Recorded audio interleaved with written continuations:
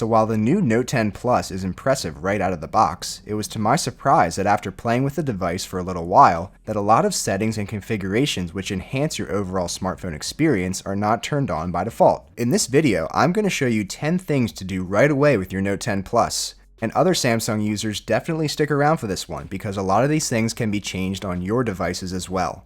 With all that said, let's get started. The first thing we're going to do is turn on night mode. Go to your settings, search for night mode, and then select night mode. This puts a black background on your Samsung apps, which makes colors pop, will save some of your battery life, and doesn't put nearly as much of strain on your eyes at night. There are plenty of reasons to enjoy night mode, and it's definitely my first setting to change. The next thing to change right away is the screen resolution. It was to my surprise that the best resolution of the device was not turned on by default out of the box. Go to your display settings, select screen resolution, and select the 1440p option for the sharpest viewing experience. If you are ever running low on battery in the future, simply come back to the screen and lower your resolution. The ultrasonic in-display fingerprint reader is great to use on the new Note devices, but it seemed inconvenient out of the box that you have to tap on the screen, hit the power button, or blindly hope your finger is going in the right place in order to use that reader. We're going to change this by going into our Always On Display settings and enabling the Always On Display. When we turn on the Always On Display, a subtle fingerprint indicator will always be showing on your device, which allows you to get into your phone right away with a single tap. This is very convenient. Next up is the navigation bar. This bar can be replaced with swipe gestures, which frees up some valuable screen space. Go to your settings, search for navigation, and select navigation type. From here, you are able to switch to full screen gestures, and the navigation buttons will be removed. Swipes from the bottom of the phone will then serve the same exact function of the buttons. Once you get used to it, you will never want to see these buttons again. The fifth thing to change right away are the screen color settings. Similar to the highest resolution not being turned on by default, you are missing out on some vibrant colors on your display without this turned on. Again, go to your display settings, select screen mode, and change the setting from natural to vivid. I will do my best to show this on camera, but I quickly noticed right away that the colors of the apps on my home screen looked much better. Speaking of colors, edge lighting allows you to see your favorite colors every time you get a notification. This can be customized by going to, once again, display settings, selecting edge screen, and finally going into edge lighting. This allows you to decide when edge lighting will turn on. I prefer always because I like to see it. And you can then select your style of lighting and any color you'd like. I also configure the lighting to the widest size, lowest transparency, and longest duration so it can definitely be seen. Another setting which is not turned on out of the box that enhances your audio experience is Dolby Atmos. This is easily accessible from the home screen by swiping down and selecting Dolby Atmos.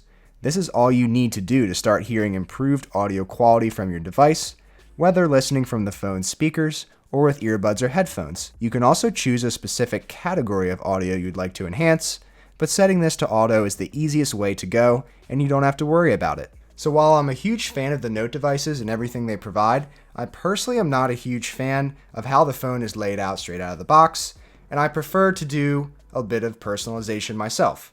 So this brings us to step number 8, which is installing Nova Launcher from the Play Store. Simply search Nova Launcher and install.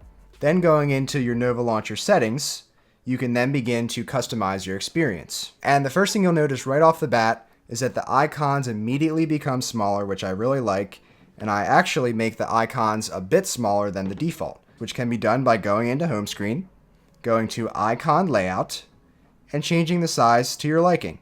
Personally, I am around 95 to 100% on the icon size.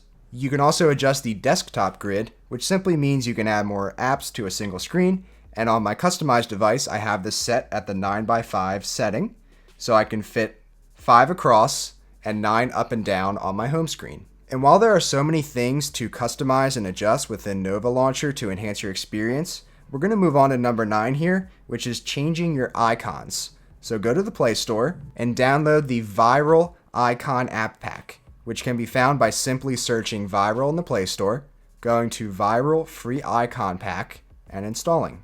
Once installed, you want to apply the icons to your phone by hitting Apply Viral, and your installed launcher is Nova Launcher, so select Nova Launcher. It'll ask you if you'd like to apply the icon theme. Hit OK. And as soon as you hit OK, all of your icons will have been changed to the viral icon pack. And this is where you can begin to do some customization. So you can customize any app to be any other icon you want it to be within the icon pack. So simply hold down on the app of your choice, hit the edit button, click that icon, go to viral icon pack, and you can then choose from hundreds, if not thousands of different icons to use for that app that you have selected. So in this example, I am editing my messages icon, and personally I really like the look of the Facebook Messenger icon, so I'll go ahead and select that, hit done, and that icon is now my messages app. And as you can see over here on my customized device, you can customize as many apps as you want. Each individual app can be customized to your liking. So every one of my icons down here are customized. Again, this is my messages app, even though it's the Facebook Messenger app.